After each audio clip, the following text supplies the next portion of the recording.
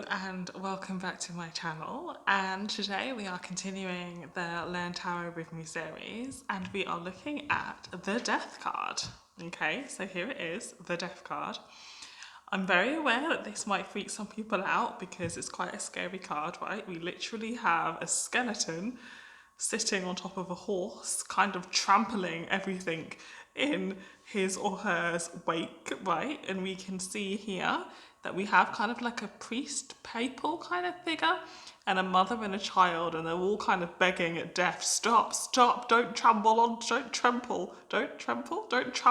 me, right? So it's a pretty full-on card. We also have this white rose here, and I feel like this white rose turns up in different tarot cards, or this kind of white rose-like figure.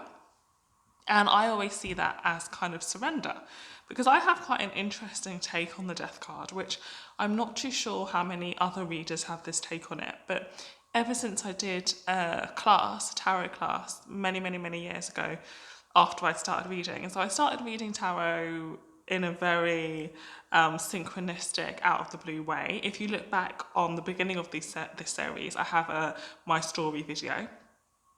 But a little bit after I started reading, I actually did do a certification course to kind of learn the deeper symbology of the cards. And I remember we were talking through this card, and I definitely see it as the 5 stages of grief, okay? So we'll get back to that. But yeah, so the Death card, we have the skeleton on the white horse, right? This is basically death, right? So if we think of the way that death has been depicted in films and movies, death is depicted sometimes as an actual thing, okay? The Grim Reaper, that's what he's called, right? So we can see this figure as being the Grim Reaper, yeah? So death does not necessarily have to mean death. That's probably the first thing I need to say here. In some cases, it may well denote an actual death, right? But in most times, this is talking about transformation. It's talking about the death of one thing and therefore the beginning of another thing, which is why there is this sun in the background, okay? The sun in the background of the Death card is exceptionally important because it speaks of hope, new beginnings, new life after death. So transformation is something like, you finish working at one place. It doesn't mean you're never going to work again, but there's been the death of that place of employment for you, and you'll move on to a new place of employment. That is change. That's the kind of change that death is often talking about.